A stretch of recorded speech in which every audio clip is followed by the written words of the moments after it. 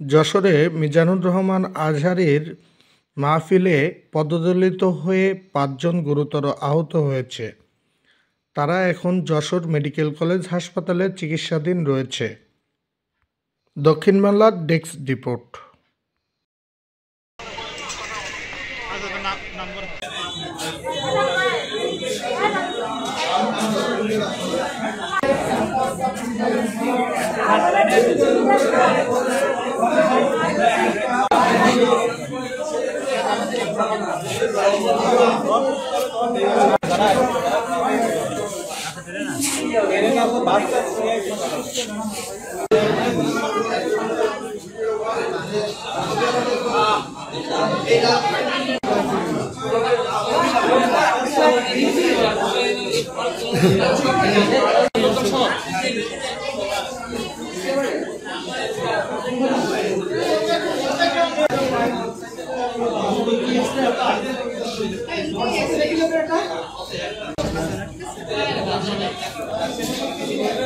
বেশি সমস্যা মনে করে এখন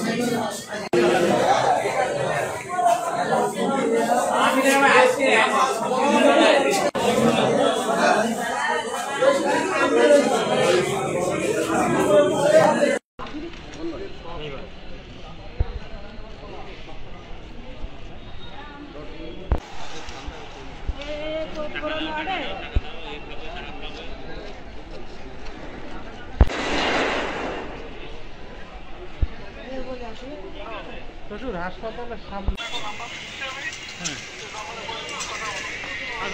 নাম্বার ফোন